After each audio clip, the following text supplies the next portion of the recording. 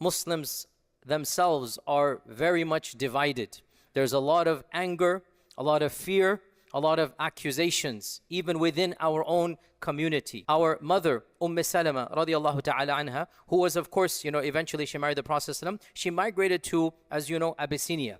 And she was one of the 85 Muslims who were living in Abyssinia for more than 13 years. So they were a minority in Abyssinia. And she mentions to us that sometime in that time frame, what happened was that the nephew of Najashi began clamoring support and fomenting hatred against his uncle and wanted to overthrow his uncle and take power. And this eventually led to a civil war in Abyssinia, in Habasha. There was a civil war between Najashi and between his nephew. And it appears from the books of Sirah. Now, one of the problems is that these 10 years, we only have a few narrations. They're not narrating in a lot of detail. But what we can derive is that it appears that the nephew of Najashi was using the issue of the Muslims as one of his rallying calls. And he was claiming that if he gets into power, that he will then get rid of the Muslims. And Najashi, as you know, was supporting the Muslims. So Salama says that when we heard of the battle taking place, and I quote you directly from her own phrase, she said that we did not feel any fear that was worse than the fear of what might happen. She is saying the Muslims were petrified, terrified of what is going to happen. And we began making dua to Allah. Nad'u Allah Azza wa Jal. We began making dua to Allah and asking Allah's nasr, nastansirullah, asking Allah's nasr for the army of Najashi against the army of his nephew. Now pause here before I move on. At this point in time, nobody knows Najashi is a secret Muslim. In fact, none of the Sahaba knew this. Only Jibreel came to the Prophet ﷺ when Najashi died. And Jibreel said, your brother Najashi has passed away, lead Salat al-Janazah for him. Up until that point in time, Najashi's Islam was totally secret. Nobody knew. From all apparent purposes, Najashi is a kafir and his nephew is a kafir. Salama says, we were making dua to Allah that we want Najashi to win. And we're asking Allah's nasr to come to the army of Najashi against the army of his nephew. And the night of the battle, we spent sleepless, awake. This is how scared they were, which demonstrates their existence was one of the political debates between them. They're so worried. They're spending the night in fear, like who's going to win?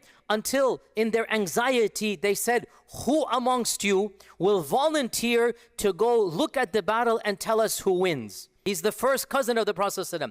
At this stage, he's around 19 years old. Zubayr was the youngest of them. And Zubayr was, mashallah, he was a bodybuilder, powerful man. He was a very athletic person, and he is now the youngest.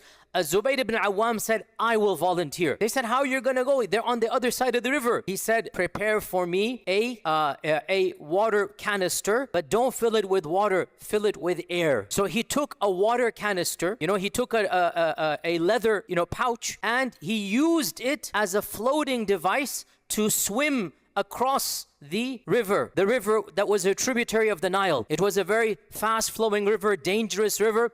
Zubayr ibn al-Awwam used this type of scuba equipment, maybe I can say, and maybe if you don't mind me saying that, a scuba equipment type, to use it to go underwater, under top of the water, and use that to then monitor the war from the river Nile. He's in the water and he's seeing what's happening, and he stays there until Najashi wins. And he then comes back rushing in the middle of the night. He comes rushing, and they say that he took off his upper izar, waving it to the camp of the Muslims, that Alhamdulillah, Najashi has won, like as they see him from afar. This is the sign. He is so happy, he is quite literally jumping for joy, celebrating with his top garment, with his rida, with his izar, top garment. He's celebrating that Najashi has won. And Salama said, we were the happiest we were when we heard the win of Najashi over his nephew. Now, of the most common sense aspects we can derive, and I only say these because unfortunately we still have some sentiments we need to gently, correct in this regard, It is human nature when your existence is threatened. It is human nature when Islamophobia is on the rise. It is human nature when your freedom is going to be taken away. You don't want it to be taken away. And you want the party that will protect your freedoms to win.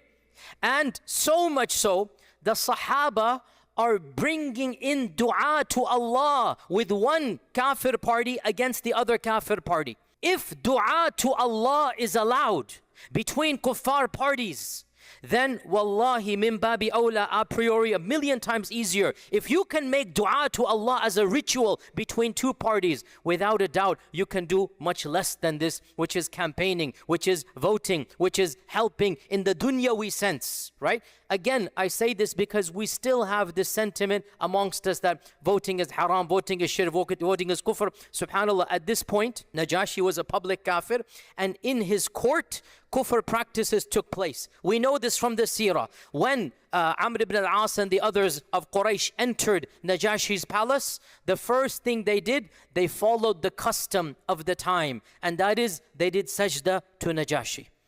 They did sajda to Najashi. And when Ja'far ibn Abi Talib and the Muslims entered, they were debating, should we do sajda, should we do not do sajda? And Ja'far ibn Abi Talib said, no, wallahi, I will not do sajda to other than Allah.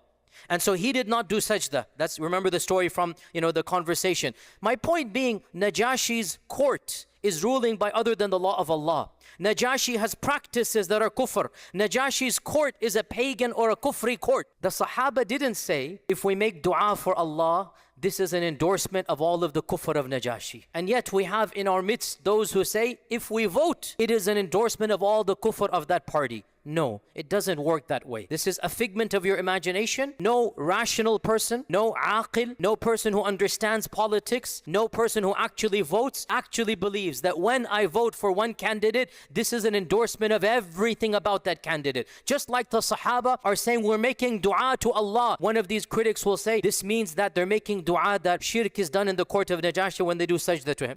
No, this is a figment of the imagination of small groups of people that alhamdulillah, they're getting less and less. We need to push back that there is no kufr in voting. There is no shirk in voting. There is nothing wrong with wanting a party that will preserve your rights. This is where we get the reality, okay? So once I've talked hypothetically that it is permissible to be a part of the system, it's okay to want to be a part of it and to influence and to make dua. This is human nature, as I said. You may take whatever position you want and you may argue it passionately and you may try to convince the other person, but the red line that we cannot cross is the line of accusing your opponent to be somebody who is treacherous to the ummah, disobeying Allah and His Messenger. Your analysis is not divine, and your opinion of the current political climate is not wahi from Allah. So you have to act as an adult and understand you can't put all of your eggs in one basket. It's actually a bit dangerous to do that. And therefore, even if I have an opinion, and I do, and I will tell you my opinion outside where I'm allowed to do so a little bit more bluntly, and it's public news, even if I have an opinion, I have never used Islamic negative adjectives for those who disagree with me. And I say anybody who does so has actually committed a mistake in the eyes of Islam. It is not allowed to impugn niyat. It is not allowed to accuse of deviancy those who disagree with political analysis. So we conclude by stating we have a duty to help our brothers and sisters in Gaza, and a part of that duty is to be involved in the process. Raise your hands to Allah, make sure your iman is strong, and may Allah subhanahu wa ta'ala bless all of us and guide us to that which is useful and beneficial.